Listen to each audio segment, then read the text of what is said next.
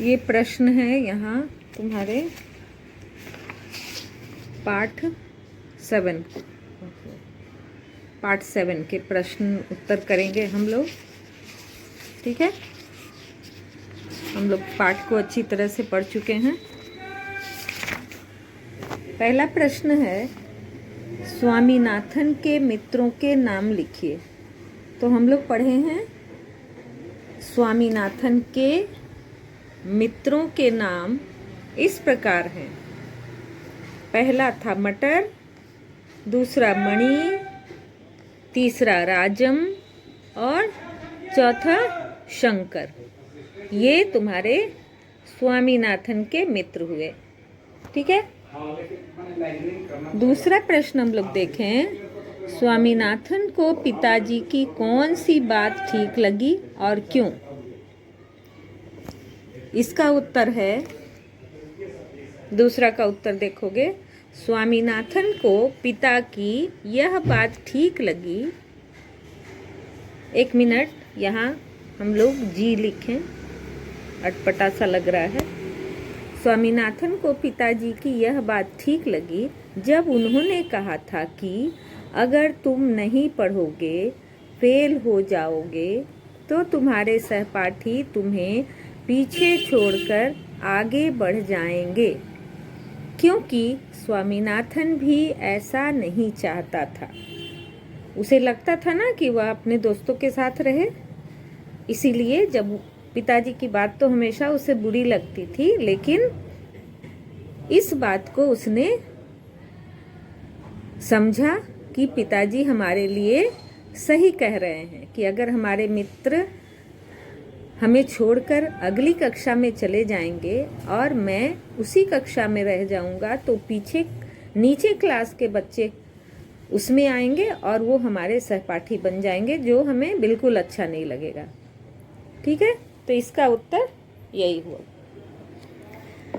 तीसरा प्रश्न है, स्वामीनाथन को अंतिम दिन परीक्षा भवन से बाहर आते हुए कैसा लग रहा था?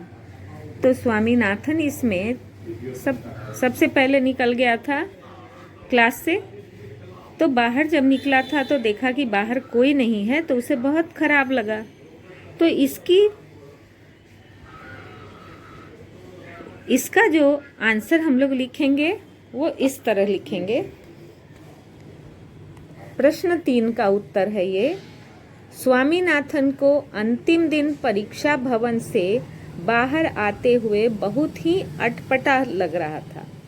अटपटा क्यों लग रहा था? क्योंकि उसने बहुत कम ही लिखा था और बहुत जल्दी परीक्षा भवन से बाहर आ गया था। अगला प्रश्न देखोगे, स्वामीनाथन ने छठे प्रश्न के उत्तर के बारे में क्या झूठ कहा और क्यों? छठा प्रश्न जो था सोने की चूड़ियों के बारे में, तो उस प्रश्न के उत्तर में स्वामीनाथन ने क्या झूठ कहा था और क्यों? तो उसने कहा था ना झूठ कि मैंने भी पूरा लिखा है। जब उसने दोस्तों से पूछा तो दोस्त उसके जब बता रहे थे तो उसने भी कहा था कि मैंने भी लिखा है। तो झूठ कहा था उसने तो बहुत कम ही लिखा था, शायद एक ही पंक्ति में आंसर दिया था। तो उसका इस तरह लिखेंगे। प्रश्न 4 का उत्तर, स्वामीनाथन ने छठे प्रश्न के उत्तर के बारे में झूठ कहा था कि उसने इस प्रश्न का उत्तर लगभग आधे पृष्ठ में लिखा है, क्योंकि वह दोस्तों के सामने शर्मिंदा नहीं होना चाहता था। उसे लगता था कि अगर मैं बताऊंगा कि मैंने इतना ही कम लिखा है तो मेरे दोस्त मुझ पर हंसेंगे, इसलिए उसने झूठ कहा ताकि उसे दोस्तों के सामने शर्मिंदा ना होना पड़े। अगला प्रश्न है, हेडमास्टर ने बच्चों को छुट्टियां किस प्रकार बिताने की सलाह दी? जब छुट्टियां शुरू होने वाली थी, परीक्षा का अंतिम दिन था, तो हेडमास्टर साहब आए थे और उन्होंने समझाया था कि बच्चे छुट्टियों को बर्बाद नहीं करेंगे। उसमें क्या करेंगे?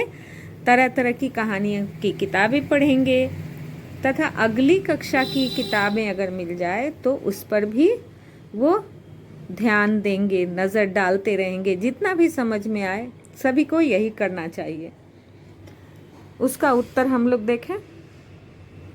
प्रश्न 5 का उत्तर, हेडमास्टर ने बच्चों को छुट्टियां बिताने के लिए सलाह देते हुए कहा था कि बच्चे अपना समय नष्ट नहीं करेंगे और अगली कक्षा की किताबों तथा कहानियों की किताबों को भी पढ़ते रहेंगे। पढ़ते रहने से क्या होता है कि हमारी आदत बनी रहती है।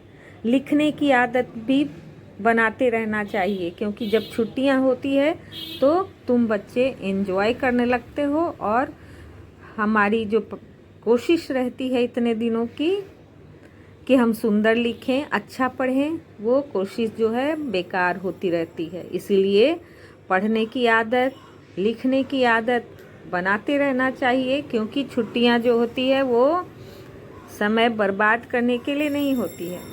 इसी बात को हेडमास्टर साहब ने समझाया था। ठीक है, तो ये है तुम्हारे पाठ 7 का प्रश्न उत्तर। अपनी कॉपी में लिखो और इसको